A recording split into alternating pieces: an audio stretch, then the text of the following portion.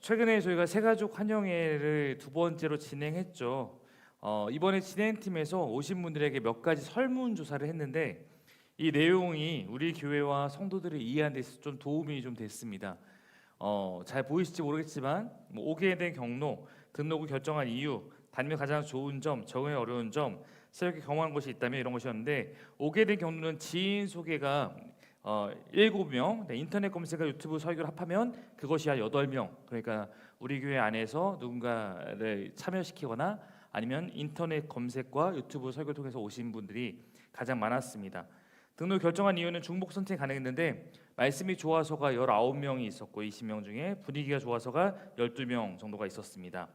다니면서 가장 좋은 점도 말씀 9명, 교제 9명, 분위기 8명, 참됨 3명 이 정도로 해서 쭉 나왔었고요. 저희가 좀 이제 고민해봐야 되는 거죠. 적응하기 어려운 점은 저희 공동체성이 너무 강하다 보니까 오히려 그게 진입하는데 어려움이 있다라고 느낀 것이 4명. 무엇이든 함께하는 것이 적응하기 어렵다. 2명. 무엇이든 진심인 것이 적응하기 어렵다. 1명. 그게 어떻게 날마다 감동을 주는지 학적인 분위기 정도 있었습니다. 새롭게 경험하는 것이 있다면 말씀의 이해가 깊어짐이 8명, 교제 5명, 영의 회복 3명, 섬김을 배운다 2명, 뜨개질 배운다 1명. 이런 정도가 있었습니다. 그래서 제가 이 내용은 그 밴드에 한번 올려드릴 테니까 그래도 우리 교회 오신 분들이 이렇게 느끼고 있구나라는 것들을 한번 보시면 좋을 것 같습니다. 내용들을 보면서 감사하게 느껴지는 것도 있었고 또 목회자로서 더 고민해야겠다고 느끼는 점도 있었습니다. 이 설문을 통해 알 수 있는 것이 있었다면 교회에 오는 분들이 교회에 등록하게 하는 가장 큰 동인이 말씀이라면 우리가 이 공동체에서 회복하고 성장하는 데 필요한 것은 말씀과 함께 이 안에 느껴지는 교제, 사랑, 공동체의 함께함 등이 중요하다라는 것이 좀 제가 느낀 것이었습니다. 특히 말씀을 통해 성장하는 것에 있어서도 공동체 안에서 우리가 그 말씀을 붙잡고 함께 살아가는 것이 매우 중요한 부분이라고 생각합니다. 사실 우리 교회의 힘은 말씀을 끊임없이 붙들고 살고자 하는 것에 저는 있을지도 모른다고 생각합니다. 제가 1학기 이제 대학원 사역을 마쳤는데 이번 주가 마지막 신대원 마지막 강의 주간이었고 주제가 설교였습니다. 제가 학생들에게 던졌던 질문 가운데 하나가 이것이었습니다. 설교를 전하고 나면 끝인가? 여러분 입장에서 보면 설교를 듣고 나면 끝인가라는 이야기도 될 수 있겠죠. 많은 사람들이 전하는 것까지가 역할인 것처럼 볼 때가 있습니다. 그러나 저와 같이 이렇게 공동체를 목회하고 있는 사람 입장에서는 설교자인 동시에 우리 목양자입니다. 저는 제가 설교를 전하는 것까지가 끝이 아니라 그 설교를 얼마나 잘 이해하고 있는지 여러분이 그것을 잘 이해하고 있는지를 점검하는 것도 굉장히 중요하다고 생각합니다. 그것이 우리가 다양한 여러 가지 방법으로 말씀에 대해서 팸예배나 아니면 각각의 사역 모임에서 말씀을 나눔을 하면서 우리가 이것을 잘 소화할 수 있도록 돕고 싶은 이유이기도 합니다. 아무리 만약에 설교 좋았다고 할지라도 좋았다라는 느낌으로 끝나버리면 절대 여러분의 삶은 변하지 않기 때문입니다. 저희 교회 중 많은 분들이 설교를 다시 듣기 한다고 알고 있습니다. 저도 그렇습니다. 어떤 분은 주일 설교를 한 주에 2번, 3번 듣는 분도 있고 또 어떤 분은 5번씩 듣는다고도 할 때가 있습니다. 이 정도면 씹어 먹겠다는 거죠, 그렇죠?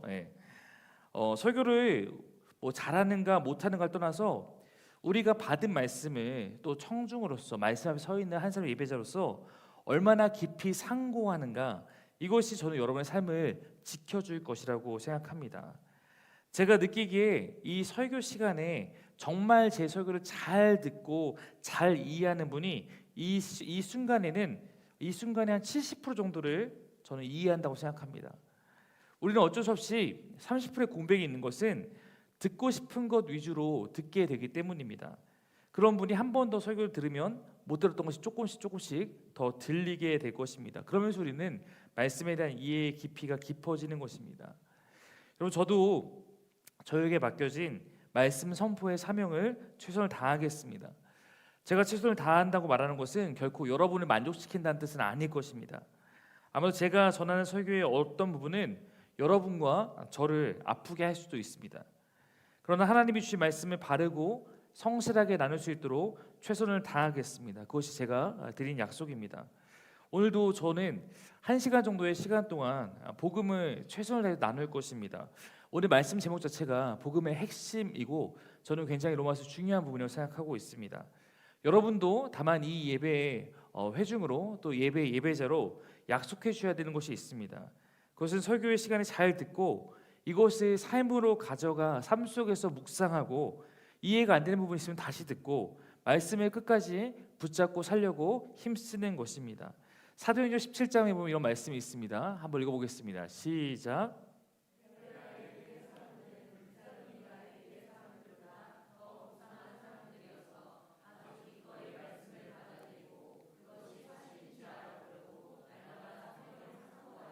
네, 사도 바울에게 말씀을 들은 사람들이 어떻게 반응했었냐면 기꺼이 말씀을 받아들이고 말씀을 거부한 게 아니라 잘 받아들였는데 또 그것이 정말 말씀을 살면 그렇게 되는지 사실 이제 알아보려고 날마다 성경을 상고했다라고 말을 하고 있습니다. 여러분 물론 놀라운 것은 바울이 설교를 하고 있는데도 앞에 바울이 설교할 때도 졸다가 떨어진 사람도 있고 바울이 너무 설교를 못한다고 불평하는 사람도 있었습니다. 놀랍지 않습니까? 네, 말씀해 보면 그런 내용이 있어요. 고린도서 보면 이런 말씀이 있습니다. 한번 읽어볼게요. 시작.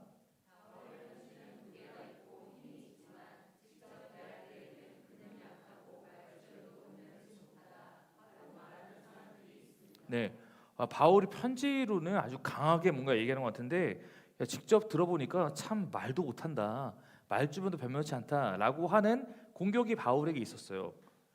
우리 바울이 완벽하다고 생각하지만 바울이 완벽해서 완벽한 일을 한 것이 아니죠. 새가족 환영회 때 누군가가 저에게 이런 질문했습니다. 목사님, 설교 시간에 조는 성도 괜찮나요? 네. 그날 오신 분들은 제 대답을 들으셨겠지만 제 대답은 누구냐에 따라 다르다였습니다. 네. 뭐 우리가 인간이기 때문에 한 번씩 어쩌다 졸 수도 있죠. 근데 그것이 반복되는 사람이 교회에 성숙한 사람이고 또 교회 리더라면 저는 불러서 얘기합니다. 그런데 아직 초신자이거나 자라가는 단계에 있으면 와서 졸아도 예뻐합니다. 피곤하다고 안 우는 것보다 와서 조는 것이 저는 최선의 노력일 수 있다고 생각하기 때문입니다. 다만 신앙이 성숙해 간다는 것 가운데는 여러분 뭘 기억하셔야 되면 주일을 준비하는 것이 달라지는 것도 포함됩니다. 우리가 이 주일을 보내기 위해서 토요일 날을 특히 토요일 저녁을 토요일 밤을 어떻게 보내는지는 굉장히 중요합니다. 특별한 어떤 사역 때문이 아니라면 저는 토요일에 밤 늦게까지 교회에 남아 있으면 부지런히 집에 보냅니다. 이제 퇴근하세요. 가셔야 됩니다. 주일 준비는 사실상 토요일부터 시작하는 것이기 때문에 그렇습니다. 좋은 컨디션으로 주일을 보내기 위해 하고 있는 우리의 노력도 저는 하나님께서 기쁘게 받으시는 예배자의 모습이라고 생각하고 그것이 주일에 대한 진심이라고 생각합니다. 주말이라고 새벽까지 유튜브 보고 놀고 이러다 예배에 와서 조는 거는 하나님이 아주 혼내주셔야죠. 여러분이 이 수중한 예배를 여러분 잘 지켜나가길 원하는 거예요. 왜냐면 그래야지만 여러분이 계속해서 예배 안에서 달라져가지 예배 때는 최악의 컨디션으로 오고 또 예배를 아무 준비 없이 와 있다가 목사님 저를 어떻게 좀 해주십시오라고 하면 어느 누구도 어떻게 못합니다. 우리는 우리 예배를 스스로 잘 지켜가야 됩니다. 여러분 사도 바울은 최선을 다해 복음을 전하고자 했고 그가 여러 번 선교 여행을 해요. 근데 그도 복음을 열심히 전하지만 복음 선포만 하고 끝이라고 생각하지 않았습니다.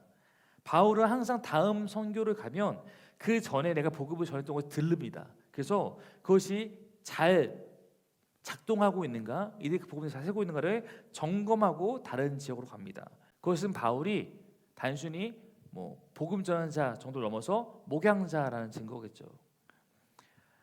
말씀 선포하고 끝 이것이 아니라 그것에 잘 이해하고 있는지, 잘 받아들였는지, 또 그러면 잘 성장하고 있는지를 끊임없이 돌보는 것입니다. 우리도 계속 그럴 것입니다. 이 설교 속에서도 저는 여러분이 말씀에 잘 이해할 수 있도록 돕고 또 우리도 이 말씀을 함께 소화하기 위해서 서로가 서로를 잘 붙들어주면 좋겠습니다.